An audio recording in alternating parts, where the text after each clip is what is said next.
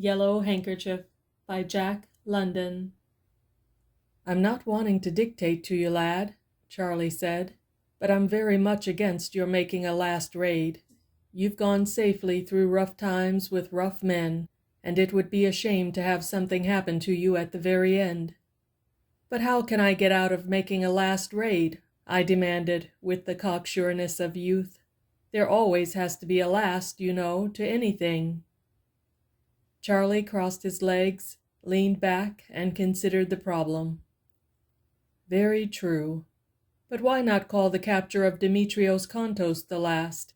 You're back from it safe and sound and hearty, for all your good wetting and his voice broke, and he could not speak for a moment. "And I could never forgive myself if anything happened to you now." I laughed at Charley's fears while I gave in to the claims of his affection, and agreed to consider the last raid already performed. We had been together for 2 years, and now I was leaving the fish patrol in order to go back and finish my education. I had earned and saved money to put me through 3 years at the high school, and though the beginning of the term was several months away, I intended doing a lot of studying for the entrance examinations. My belongings were packed snugly in a sea chest, and I was all ready to buy my ticket and ride down on the train to Oakland when Neil Partington arrived in Benicia. The Reindeer was needed immediately for work far down on the lower bay, and Neil said he intended to run straight for Oakland. As that was his home, and I was to live with his family while going to school, he saw no reason, he said, why I should not put my chest aboard and come along. So the chest went aboard, and in the middle of the afternoon we hoisted the Reindeer's big mainsail and cast off. It was tantalizing fall weather. The sea breeze, which had blown steadily all summer, was gone, and in its place were capricious winds and murky skies, which made the time of arriving anywhere extremely problematical. We started on the first of the ebb, and as we slipped down the Carquinez Straits, I looked my last for some time upon Benicia and the bight at Turner's shipyard, where we had besieged the Lancashire Queen, and had captured Big Alec, the king of the Greeks, and at the mouth of the straits I looked with not a little interest upon the spot where a few days before I should have drowned but for the good that was in the nature of Demetrios Kontos. A great wall of fog advanced across San Pablo Bay to meet us, and in a few minutes the Reindeer was running blindly through the damp obscurity. Charley, who was steering, seemed to have an instinct for that kind of work. How he did it, he himself confessed that he did not know, but he had a way of calculating winds, currents, distance, time, drift, and sailing speed that was truly marvelous. "It looks as though it were lifting," Neil Partington said a couple of hours after we had entered the fog. "Where do you say we are, Charley?" Charley looked at his watch. 6 o'clock, and 3 hours more of ebb," he remarked casually. "But where do you say we are?" Neil insisted. Charley pondered a moment and then answered, "The tide has edged us over a bit out of our course, but if the fog lifts right now, as it's going to lift, you'll find we're not more than 1,000 miles off McNear's Landing." "You might be a little more definite by a few miles, anyway," Neil grumbled, showing by his tone that he disagreed. "All right, then," Charley said conclusively. "Not less than 1/4 of a mile, no more than a half." The wind freshened with a couple of little puffs, and the fog thinned perceptibly. "McNear's is right off there," Charley said, pointing directly into the fog on our weather beam. The 3 of us were peering intently in that direction when the Reindeer struck with a dull crash and came to a standstill. We ran forward and found her bowsprit entangled in the tanned rigging of a short, chunky mast. She had collided head-on with a Chinese junk lying at anchor. At the moment we arrived forward, 5 Chinese, like so many bees, came swarming out of the little 'tween-decks cabin, the sleep still in their eyes. Leading them came a big, muscular man, conspicuous for his pockmarked face and the yellow silk handkerchief swathed about his head. It was Yellow Handkerchief, the Chinaman whom we had arrested for illegal shrimp fishing the year before, and who, at that time, had nearly sunk the Reindeer, as he had nearly sunk it now by violating the rules of navigation. "What do you mean, you yellow-faced heathen, lying here in the fairway without a horn a-goin'?" Charley cried hotly. "Mean?" Neil calmly answered. "Just take a look. That's what he means." Our eyes followed the direction indicated by Neil's finger, and we saw the open amidships of the junk, half filled, as we found on closer examination, with fresh-caught shrimps. Mingled with the shrimps were myriads of small fish, from 1/4 of an inch upward in size. Yellow Handkerchief had lifted the trap net at high water slack, and, taking advantage of the concealment offered by the fog, had boldly been lying by, waiting to lift the net again at low water slack. "Well," Neil hummed and hawed, "in all my varied and extensive experience as a fish patrolman, I must say this is the easiest capture I ever made. What'll we do with them, Charley?" "Tow the junk into San Rafael, of course," came the answer. Charley turned to me. "You stand by the junk, lad, and I'll pass you a towing line. If the wind doesn't fail us, we'll make the creek before tide gets too low, sleep at Rafael, and arrive in Oakland tomorrow by midday." So saying, Charley and Neil returned to the Reindeer and got under way, the junk towing astern. I went aft and took charge of the prize, steering by means of an antiquated tiller and a rudder with large, diamond-shaped holes through which the water rushed back and forth. By now the last of the fog had vanished, and Charley's estimate of our position was confirmed by the sight of McNear's Landing, a short half-mile away.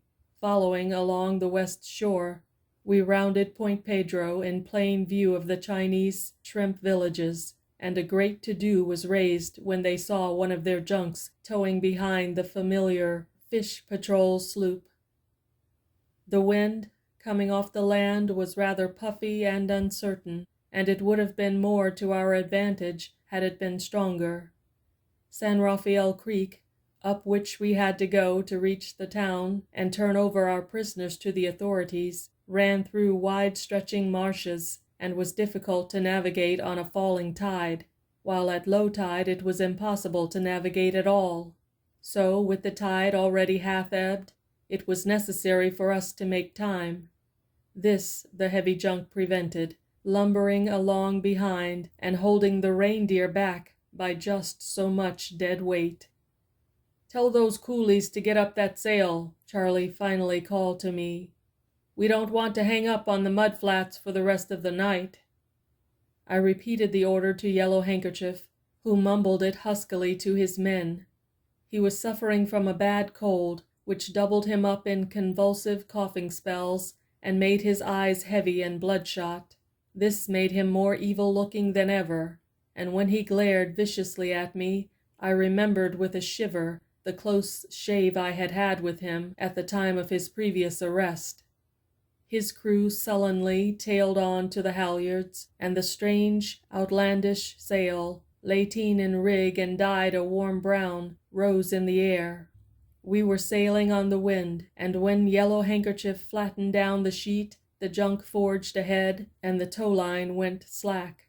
Fast as the Reindeer could sail, the junk outsailed her, and to avoid running her down, I hauled a little closer on the wind. But the junk likewise outpointed, and in a couple of minutes I was abreast of the Reindeer, and to windward. The tow-line had now tautened at right angles to the two boats, and the predicament was laughable. "Cast off!" I shouted. Charley hesitated. "It's all right," I added. "Nothing can happen. We'll make the creek on this tack, and you'll be right behind me all the way up to San Rafael." At this, Charley cast off, and Yellow Handkerchief sent one of his men forward to haul in the line. In the gathering darkness I could just make out the mouth of San Rafael Creek, and by the time we entered it, I could barely see its banks. The Reindeer was fully 5 minutes astern, and we continued to leave her astern as we beat up the narrow, winding channel. With Charley behind us, it seemed I had little to fear from my 5 prisoners, but the darkness prevented my keeping a sharp eye on them, so I transferred my revolver from my trousers pocket to the side pocket of my coat, where I could more quickly put my hands on it. Yellow Handkerchief was the one I feared, and that he knew it and made use of it, subsequent events will show. He was sitting a few feet away from me, on what then happened to be the weather side of the junk. I could scarcely see the outlines of his form, but I soon became convinced that he was slowly, very slowly, edging closer to me. I watched him carefully. Steering with my left hand, I slipped into my right pocket and got hold of the revolver. I saw him shift along for a couple of inches, and I was just about to order him back. The words were trembling on the tip of my tongue, when I was struck with great force by a heavy figure that had leaped through the air upon me from the lee side. It was one of the crew. He had pinioned my right arm so that I could not withdraw my hand from my pocket, and at the same time clapped his other hand over my mouth. Of course, I could have struggled away from him and freed my hand, or gotten my mouth clear so that I might cry in alarm, but in a trice Yellow Handkerchief was on top of me. I struggled around to no purpose in the bottom of the junk, while my legs and arms were tied, and my mouth securely bound in what I afterward found to be a cotton shirt. Then I was left lying in the bottom. Yellow Handkerchief took the tiller, issuing his orders in whispers, and from our position at the time, and from the alteration of the sail, which I could dimly make out above me as a blot against the stars, I knew the junk was being headed into the mouth of a small slough, which emptied at that point into San Rafael Creek. In a couple of minutes, we ran softly alongside the bank, and the sail was silently lowered. The Chinese kept very quiet. Yellow Handkerchief sat down in the bottom alongside of me, and I could feel him straining to repress his raspy, hacking cough. Possibly 7 or 8 minutes later, I heard Charley's voice as the Reindeer went past the mouth of the slough. "I can't tell you how relieved I am," I could plainly hear him say to Neil, "that the lad has finished with the fish patrol without accident." Here Neil said something which I could not catch, and then Charley's voice went on. "The youngster takes naturally to the water, and if when he finishes high school he takes a course in navigation and goes deep sea, I see no reason why he shouldn't rise to be master of the finest and biggest ship afloat." It was all very flattering to me, but lying there, bound and gagged by my own prisoners, with the voices growing faint and fainter as the Reindeer slipped on through the darkness toward San Rafael, I must say I was not in quite the proper situation to enjoy my smiling future. With the Reindeer went my last hope. What was to happen next I could not imagine, for the Chinese were a different race from mine, and from what I knew I was confident that fair play was no part of their makeup. After waiting a few minutes longer, the crew hoisted the lateen sail, and Yellow Handkerchief steered down toward the mouth of San Rafael Creek. The tide was getting lower, and he had difficulty in escaping the mud banks. I was hoping he would run aground, but he succeeded in making the bay without accident. As we passed out of the creek, a noisy discussion arose, which I knew related to me. Yellow Handkerchief was vehement, but the other 4 as vehemently opposed him. It was very evident that he advocated doing away with me, and they were afraid of the consequences. I was familiar enough with the Chinese character to know that fear alone restrained them, but what plan they offered in place of Yellow Handkerchief's murderous one, I could not make out. My feelings, as my fate hung in the balance, may be guessed. The discussion developed into a quarrel, in the midst of which Yellow Handkerchief unshipped the heavy tiller and sprang toward me, but his 4 companions threw themselves between, and a clumsy struggle took place for possession of the tiller. In the end, Yellow Handkerchief was overcome and sullenly returned to the steering, while they soundly berated him for his rashness. Not long after, the sail was run down and the junk slowly urged forward by means of the sweeps. I felt it ground gently on the soft mud. 3 of the Chinese, they all wore long sea boots, got over the side, and the other 2 passed me across the rail. With Yellow Handkerchief at my legs and his 2 companions at my shoulders, they began to flounder along through the mud. After some time their feet struck firmer footing, and I knew they were carrying me up some beach. The location of this beach was not doubtful in my mind. It could be none other than one of the Marin Islands, a group of rocky islets which lay off the Marin County shore. When they reached the firm sand that marked high tide, I was dropped, and none too gently. Yellow Handkerchief kicked me spitefully in the ribs, and then the trio floundered back through the mud to the junk. A moment later I heard the sail go up and slat in the wind as they drew in the sheet. Then silence fell, and I was left to my own devices for getting free. I remembered having seen tricksters writhe and squirm out of ropes with which they were bound, but though I writhed and squirmed like a good fellow, the knots remained as hard as ever, and there was no appreciable slack.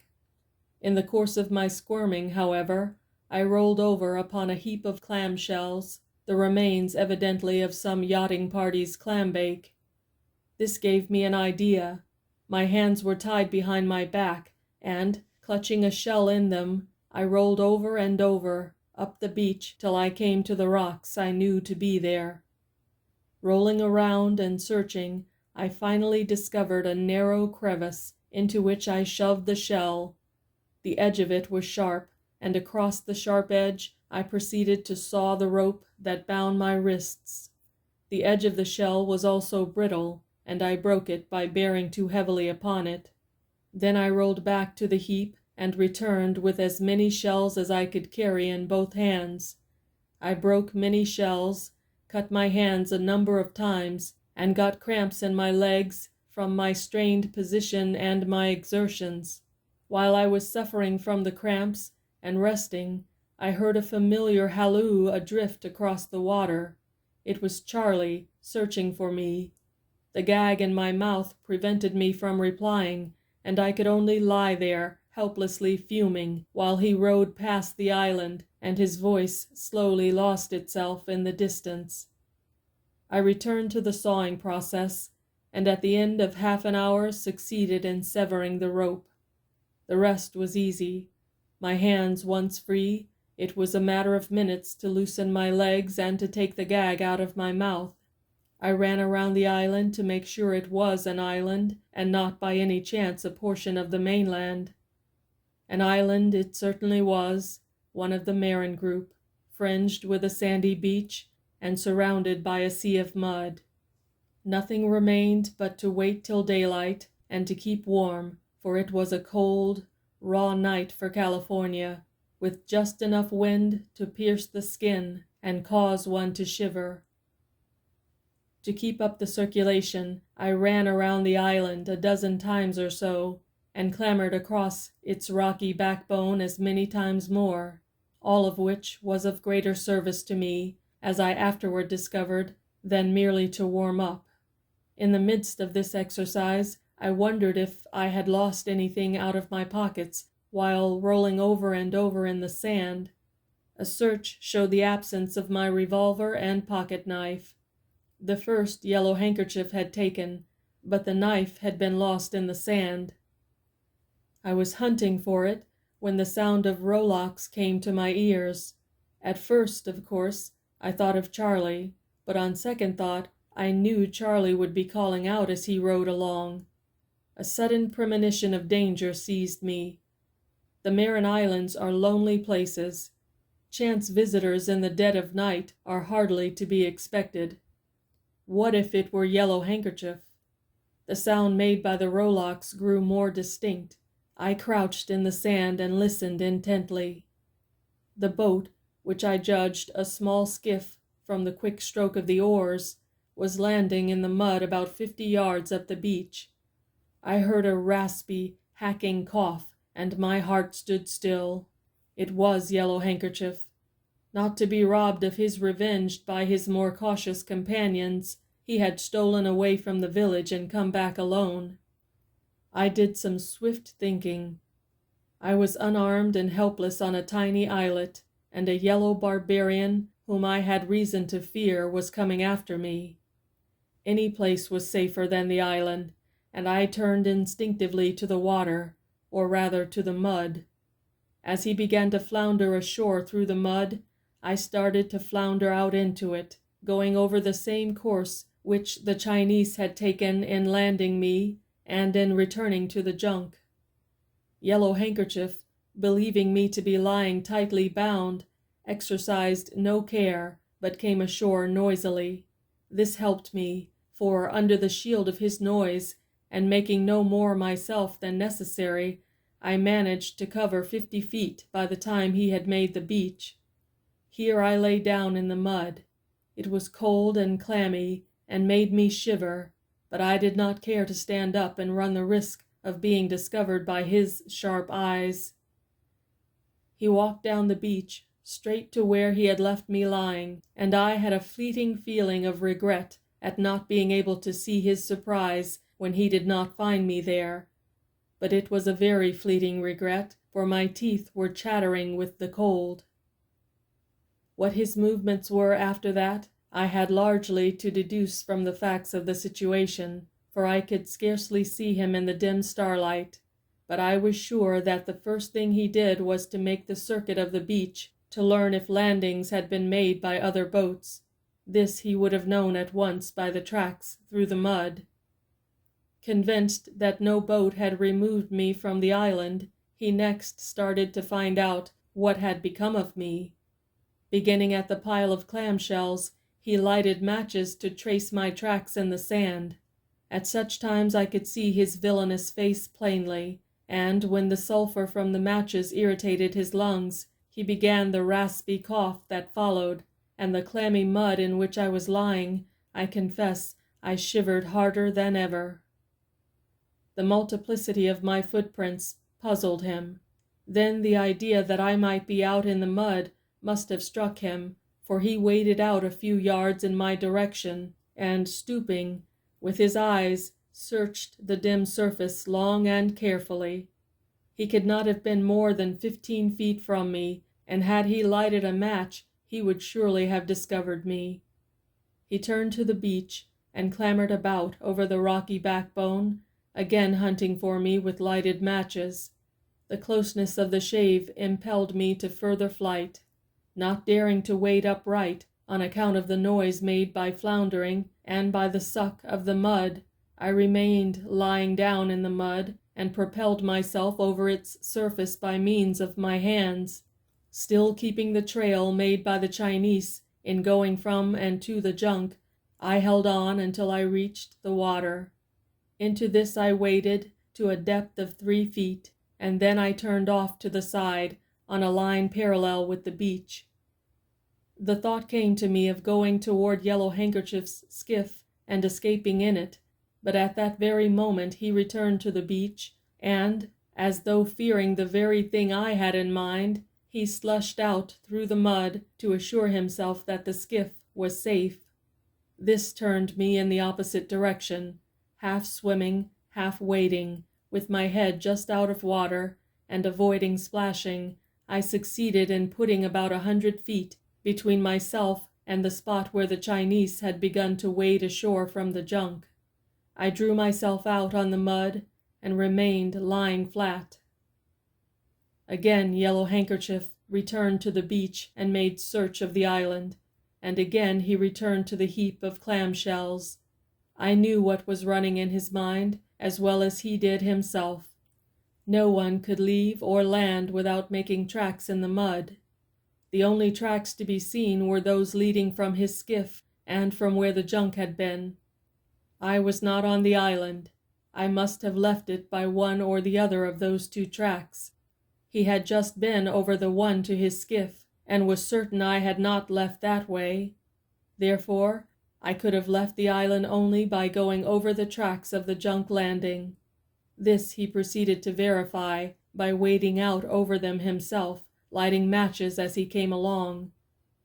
When he arrived at the point where I had first lain, I knew by the matches he burned and by the time he took that he had discovered the marks left by my body. These he followed straight to the water and into it, but in 3 feet of water he could no longer see them. On the other hand, as the tide was still falling, he could easily make out the impression made by the junk's bow, and could have likewise made out the impression of any other boat if it had landed at that particular spot. But there was no such mark, and I knew that he was absolutely convinced that I was hiding somewhere in the mud. But to hunt on a dark night for a boy in a sea of mud would be like hunting for a needle in a haystack, and he did not attempt it. Instead, he went back to the beach and prowled around for some time. I was hoping he would give me up and go, for by this time I was suffering severely from the cold. At last he waded out to his skiff and rowed away. What if this departure of Yellow Handkerchief's were a sham?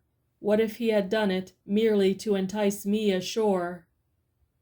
The more I thought of it, the more certain I became that he had made a little too much noise with his oars as he rowed away. So I remained, lying in the mud and shivering. I shivered till the muscles of the small of my back ached and pained me as badly as the cold, and I had need of all my self-control to force myself to remain in my miserable situation. It was well that I did, however, for possibly an hour later I thought I could make out something moving on the beach. I watched intently, but my ears were rewarded first by a raspy cough I knew only too well. Yellow Handkerchief had sneaked back, landed on the other side of the island, and crept around to surprise me if I had returned. After that, though hours passed without sign of him, I was afraid to return to the island at all. On the other hand, I was almost equally afraid that I should die of the exposure I was undergoing. I had never dreamed one could suffer so. I grew so cold and numb, finally I ceased to shiver, but my muscles and bones began to ache in a way that was agony. The tide had long since begun to rise, and, foot by foot, it drove me in toward the beach.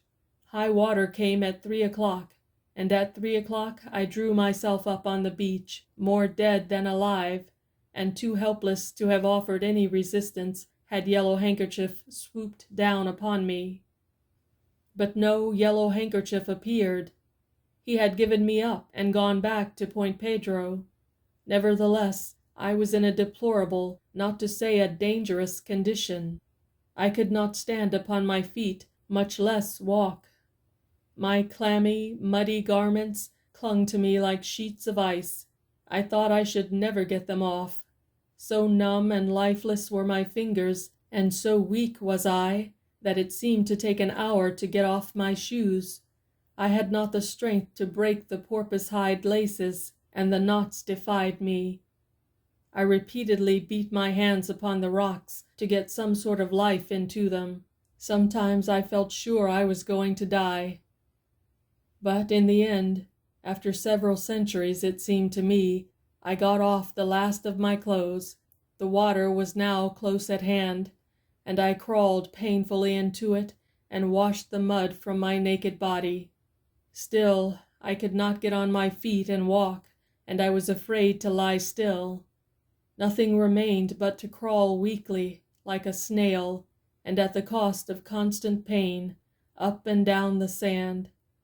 I kept this up as long as possible, but as the east paled with the coming of dawn, I began to succumb.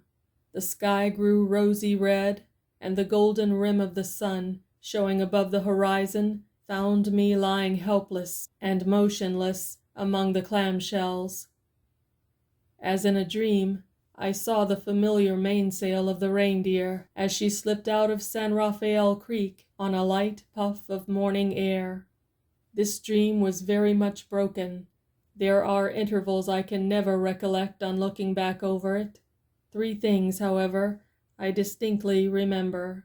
The first sight of the Reindeer's mainsail, her lying at anchor a few 100 feet away, and a small boat leaving her side, and the cabin stove roaring red hot, myself swathed all over with blankets, except on the chest and shoulders, which Charley was pounding and mauling unmercifully, and my mouth and throat burning with coffee, which Neil Partington was pouring down a trifle too hot.